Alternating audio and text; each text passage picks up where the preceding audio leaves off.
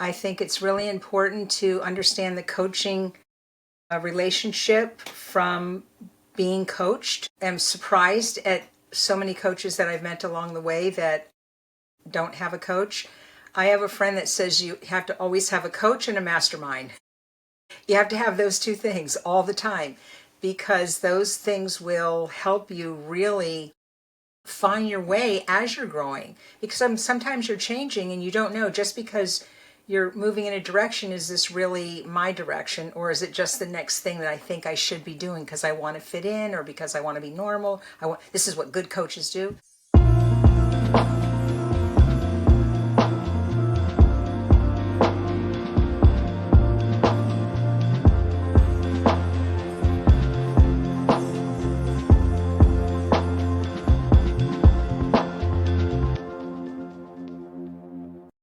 Well, hey, welcome back to the Amanda Kaufman Show. And we are continuing our series on the coaches that don't suck.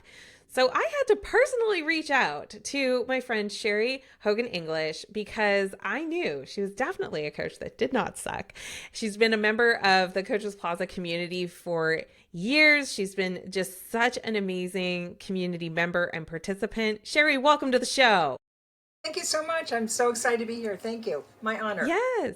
Yes. So dear listener, Sherry is a fellow certified high performance coach. She's an author. She's dedicated to helping boomer eldest daughters reclaim their authentic selves and thrive in the third act. With a background as a resilient nonprofit executive, Sherry draws on her own journey to empower women in their late 60s and beyond to reconnect, reimagine, and reinvent for a fulfilling and joyful life. Oh my gosh, Sherry, this is awesome. So you've been a CHPC for some time. You're now focused on the eldest daughter in the third act. Tell me a little bit about how you evolved to this niche. This is a very specific niche. So tell me a little bit about it. Fortunately, I've worked with probably about 50 clients over the last 3 to 4 years. Men, women, various ages. And I just found that I lit up working with women that are in my generation. And then just coming, in coaching, you'd be in it a couple of sessions and I'd say, by any chance, are you an eldest daughter? And they'd say, yes. And you just knew that there was some different sort of perspectives, outlooks, feeling very responsible for everything and everyone. One of my questions is usually, tell me who you were before you were everything to everyone. And so, and then we get that conversation going. And yeah, so it's very fulfilling. These are my sisters. There's a lot of us out there, so I'm not worried about the niche being too small. No, So it's not. No, yeah. it's really good. I think when a coach can get specific about who they love to work with, it makes a huge, huge difference. And I remember, you're making me think of my own niche story. Back in my early days of the entrepreneurial chapter, I did the same thing. I dated around. I coached all kinds of different people with different backgrounds, different goals, aspirations. It was such a wonderful period of my career because I got to try so many different things.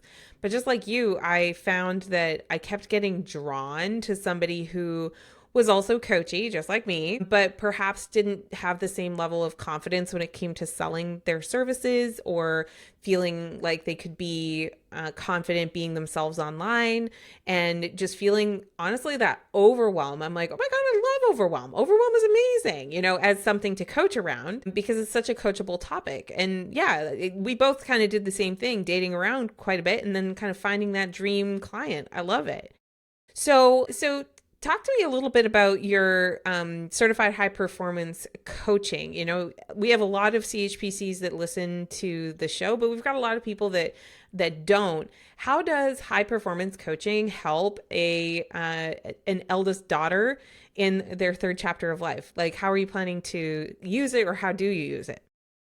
I think just, the 6 performance habits are appropriate to anybody. And I think especially with boomer women in, 60 and above, whether they identify as a boomer or not. That unfortunately that title tag has become a little controversial later. The okay boomer meme is zapping us. Anyway, so the point of all that is that there are the frameworks that we have, the various sessions and things. There are so many things in there that I can use that really help a woman sort of just get focused again. So what I do is I take somebody through a 5 frameworks. We look at their beliefs, we look at their values, and then their vision.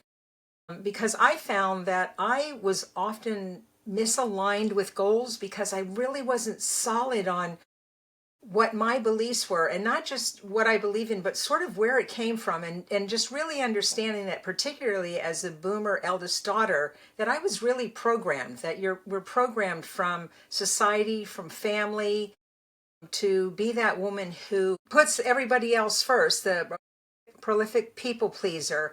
And when you stop and think about what you need, there's this sense of selfishness and guilt that is just pervasive. And so really looking at your beliefs and where they came from, and which ones you can take on that serve you now. The same with values. I look at what I call big V values, which is integrity, and I believe in honesty. But then, do you want to get up at 6 in the morning, or you want to sleep until noon? Where do you want to live? What do you want to do? How do you want to still contribute to the world? Do you? Who makes it in? Who gets pushed out? What stays in? What stays out? As we start to look at your visioning. And then we move from that into making aligned goals. And then the implementation is where we actually start coaching. And I use a lot of Brendan's work because it's just pretty fabulous. And it makes sense. Women are looking to get to that next level, to really have ownership, personal agency. And if Brendan isn't about personal agency, I don't know what he is about. Totally, yeah. And for those that are unfamiliar, Brendan Burchard is the author of High Performance Habits. He's the founder of the High Performance Institute that taught the curriculum that Sherry and I are referencing throughout this episode.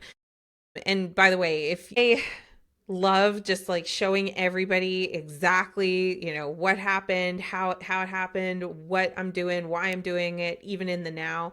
Brendan is one of those mentors that has endured in my journey for pretty much the whole time I've been, actually, like even before I was an entrepreneur. And I think it was exactly that. He wrote another book called The Motivation Manifesto, and he really teaches and embodies this method to freedom and personal expression and personal development that I would recommend to anybody. So I'll include the link to Growth Day, which is his app where you can hear from him every day, in the show notes. Because if you don't follow Brendan, you must. Like, he's really, really good. Yeah. So Sherry, talk to me a little bit about, as a coach, what have you noticed works the best for people pleasing? Because I think that that's something that all of our dear listeners struggle with to an extent, because I honestly haven't really met too many heart-centered, amazing coaches who don't on a level battle that same issue of the people pleasing, of like, am I honoring my values, or am I trying to make, for example, my potential clients happy, or my existing employer happy, or my family happy while I'm trying to build this business? Like, this comes up a lot in my coaching programs. So I'm just curious about, like, what's your take on the best way to identify that people pleasing could be even, happening, and what do we do about it? Because I think as coaches, it's the same thing. Like, when you get that liberation of the big V values and getting more specific about, like, well, what is your expression of your freedom? Like, just this morning, the day of this recording is the day after the election. This morning, I was just like feeling, I think I was feeling like the collective sort of relief and the fear and the sadness and like all of this stuff. And I was just like, I'm going to go to Starbucks, and I broke from my normal routine to go hang out just like among the people to kind of get a little bit more grounded. And to me, that was an expression of freedom, of like, I have the freedom of the time, the energy, the space to just like go do a thing at a time when a lot of other people are stuck in a commute. So, Yeah. like, Sherry, talk to me a little bit about, yeah, people pleasing, getting past that sensation of selfishness, getting past this fear, this worry of or attachment. Yeah. So there's two key things that I think have helped me with my path. And then I try to share with the women I work with. One of them is I worked for a hospice organization for 8 years. And I was the associate executive director of our foundation. So that's where you raise all the funds for hospice care. And so I worked with and spent a lot of time with families of our inpatient patients, and then with patients. And I had multiple deathbed conversations with people. Weren't dying that moment, but in the days and weeks to come, yes. And they wanted very much to make sure that some things were in place, because they wanted to make sure that they made a donation to our organization, because they were very grateful. So in those conversations, speaking to both men and women, it struck me that everybody that I spoke to was dying with regrets.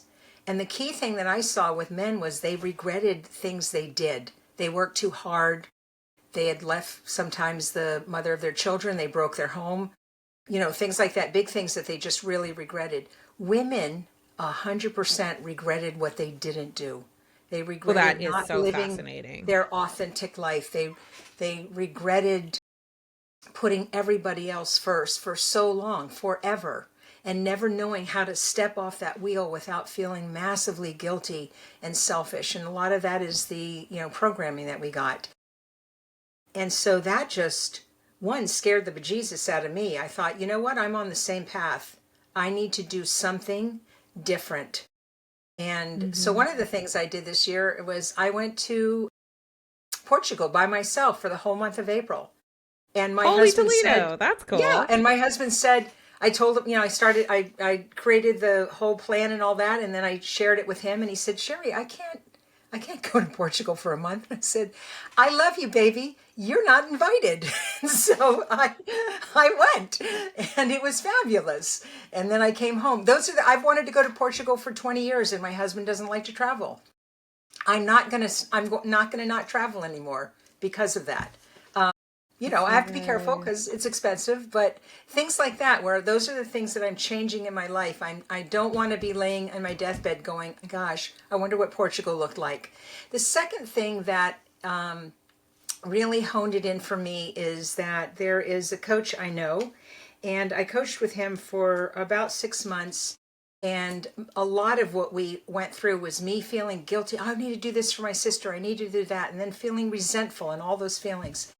And he finally said, when we have no idea what somebody's life path is, and we don't know the lesson that they're here to learn, and if you keep, sometimes people have to hit rock bottom, and if you keep putting Tempur-Pedic beds on the rocks, they're never going to get what they came here to get, the lesson they learned. You are actually impeding the path of others, their path, their natural focus, and what they're here to do. And I just thought that's the exact opposite. And that a lot of times when we think we're helping, we're not helping, we're hurting. Biggest Mm. way that you can help others is to live your true life and give from the overflow. If you picture people, women give from an empty vessel all the time. And if you Mm. picture a cup under a faucet of source, whatever it is that feeds you, and that your cup is always full, and the overflow you give from that, then you give from joy and grace and connection. And you don't give in a way that you're resentful and angry and empty. Mm. And then you feel guilty about all those feelings. So it's just one big, It's mess. like a loop, right? Yeah. Something I've been thinking about and talking about more lately is this idea of what coaching is. Mm. Coaching is a leadership and influence role where we're facilitating a process with our clients. But I wanted to like get even more specific because I do really, really well with specifics. Okay. And so the thing that's been coming to mind lately is I'm like, we're kind of the rule breakers and Mm-hmm. rewirers. You Yeah. know, so it's like, what's that old set of rules that you had been abiding by that maybe even at another time in your life, those rules made sense, those rules had you in balance, those rules, like, let's just say that not all rules that are holding you back always did. Sometimes the rules that are holding you back now are rules that were made perfect sense when you first formed the rule. And when I think about Absolutely. what is coaching, it's like, well, I think it's bringing more awareness to what are the programs or rules that we're executing and bringing more consciousness to that so that we get a choice. We get a decision that we can rewrite the rule or delete the rule or replace the rule with something that's going to be of higher service. And I know, like, for me as a coach, when I was starting out, I was very much pouring from the empty vessel still. I'm a millennial, but I'm still a woman. And so I was doing the empty vessel thing, and it took actually a coaching relationship and a coach of mine to say, Amanda, your highest paid priority is to be good, right? Like, you need to feel good. You need to feel safe. You need to feel joy, fulfillment. That's not that you can never experience grief or you can never experience guilt or you can never experience any of these normal human experiences. I super hate the bypassing of that sometimes. Like, we can emotionally bypass. But if your rule is, I'm always guilty for everything that I do, the rule is I'm guilty for walking into the room and maybe inconveniencing somebody else. It's like, okay, how is that going to serve your highest self going forward? Yeah. Yeah.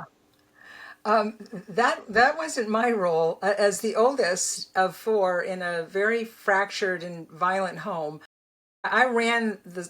My rule is walk in and take over, and that doesn't work either. That's And a good one. so, yeah, you've got to read the room. You have to understand your role, and that comes with assessing, asking questions, just like we do in coaching. One of the greatest ways that I've broken that is I have an adult daughter and we have a close relationship. It's much closer now because she'll start to tell me something and I want to fix it. And I'm very male in that. I just start going into what about this? What about that? What about the other? It's the one area in coaching that I've really had to break. Brendan says, don't solve, discuss. I want to solve everything. So I've really had to work on that. But now when my daughter starts to say anything, I say, hey, let me ask you a question. What's my role here? Am I listening? Am I thinking about some thoughts that might be helpful for you? Tell me what you need. And sometimes she'll say, I just want to vent. I just want you to be my mommy, and I'm going to want a big hug at the end. And now I know, don't solve, don't start spouting off, don't tell her what she did wrong, what she could have done right. Same with clients, same with your husband, same with a lot of your friends, that kind of thing. And sometimes she says, well, let me get it all out, and then I'd like to kind of unpack it with you. I am curious about what you're thinking. And then I'm like, oh, good, this is what I'm Good. good I get to at. do the part I love. Yeah. But and I love that you called this out too, right? And that's what I'm really thinking about with these old rules versus the new rules is, there was a time in a season, I'm guessing, that you learned that it was better to, like, walk into the room and take control of the situation, Yeah, and that was the better move as opposed to other moves that might have been available to you. But I think what can hold us back when we're trying to grow, or we're trying to grow our outcomes in new ways, is we miss that there are things that we could be trying or doing in a new way. yeah, And that's honestly the power of coaching, as we like to say. yeah, yeah. I love it. So Sherry, what is your favorite part of coaching? Like, one question I really like to ask is, what are 3 ways that a coach can not suck? I think the first way is to really be on a journey of your own personal growth and reinvention. I think it's really important to understand the coaching relationship from being coached. I'm surprised at so many coaches that I've met along the way that don't have a coach. I have a friend that says you have to always have a coach and a mastermind. You have to have those two things all the time because those things will help you really find your way as you're growing, because sometimes you're changing and you don't know, just because you're moving in a direction. Is this really my direction, or is it just the next thing that I think I should be doing because I want to fit in or because I want to be normal? This is what good coaches do. So I think it's really getting really solid with yourself and understanding your beliefs, the value that you have to give, really understanding your role of discuss and discovery and decision. And it's the client's decisions, not your decisions. So yours is discovery and discussion, opening up, seeing those. I always go back here, the blind spots that someone has, and then recognizing your own blind spots as things are coming up. Man, I do that too, and that's not pretty, or nice or good. So I think really knowing yourself and working with a coach. I think the second thing is just being really, really present and curious. Just hearing and listening and asking for clarification when you hear something, and then being brave to say, hey, in the last 3 sessions, you have said this, and yet it seems so out of character or out of alignment with where you say you're going. Tell me more about that. And just, bringing things up. And then when somebody says, oh, well, we don't have to talk about that, I go, that's the exact thing we have to talk about. And just being courageous enough to do that and not worrying about whether they're going to like me. Or my favorite client I ever had, for the first 3 or 4 sessions, he would literally be so pissed off. He wanted to hang up. He just wanted to get off the phone one time. And I said, this is exactly, we have to stick. This is where we stick together. I'm going to hold this space. We're going to go through it. Go. Curse me out. I don't care. What's going on? And he ended up being like one of my absolute favorite clients. And he's the person who gave me one of my best testimonials, and still always checks in with me. Every couple of months, he sends me a text that says, what are you up to, master woman? Or, some wonderful thing. So I think it's being very present, very curious. And then that third thing was just being also courageous. Love that. Ask more questions for clarification, and then be brave enough to say what you think you see. And then asking, how it fits. And then sometimes when there's that, well, you've hit that nerve, you're like, wow, okay. You know what my favorite thing that I've ever heard from a client is, wow, they just sit back and say, I didn't even know I thought that. Or another version is, I've never said that out loud, even to myself. Exactly. And in that moment, I feel humble, honored just to be in that moment, because I know what those moments feel like when I've had them in coaching. Those are big breakthroughs. Those are huge. And you're reminding me of something that I teach my students and my team members when they're selling on my behalf is ask the question that'll lose the sale, right? Mm-hmm. Like if you know that there's a question to be asked, then that's the one you need to ask. Because if they can't trust you to ask the question in the enrollment process, then down the stream, when you're in the coaching relationship and you're suddenly asking all these nosy questions, that's not setting anybody up for success. And I think it took me a few years to really embody and learn, like, they pay you to push, because, that people pleasy side was just like, oh, I don't want to make them feel blah, blah, blah. I don't want them to, yada, yada. And it took me a minute to realize, I'm like, oh, it's actually a form of manipulation. It's a little like taking the Tempur-Pedic mattress and, making sure that they don't, bump into anything. And it's like, well, if they're not even bumping into the coach that they hired, like, what are we even doing here? Right. That's not to say you've got to be a big instigator. Like we've interviewed a lot of coaches in this program, and like there's some that their authentic style is lots of cussing and jumping up and down and beating of the chest, because that's very like that's authentic. Like that's not them like faking it to make it, and it's like I'll push you, but I think that people choose a coach for the relationship as much as anything else. And Yeah. so if your authentic way of pushing is simply to ask the question directly, or one Hmm. of my favorite, weapons of choice is to simply look at the camera and just hold that space of silence, it can create the same pressure as beating your chest and jumping up and down. You can find your style and your way of doing it. I love it. So, Sherry, what's the best way for people to follow you? Right now, as I'm sort of pivoting from just the high performance coaching to this very specific niche, I'm sorry, my website would be the best way, sherryhoganenglish.com. Perfect. We'll make sure we put that in the link below in the show notes. And dear listener, make sure that you've hit subscribe so you don't miss the next episode. And do us a favor and leave a review. 5 stars, please. Sherry worked really, really hard. But seriously, having the reviews up there and like showing that you're supportive of the show actually helps other people find the show. And this might have been the exact conversation they needed to hear.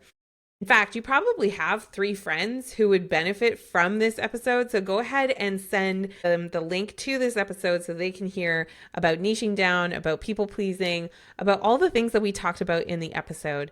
Sherry, thank you so much for being here. Sure. Thank you. It's awesome seeing you again. Yes, I loved it. And, just cheering you on. I hope that you have so much success with this new niche. And listener, we'll see you on the next episode. Bye-bye.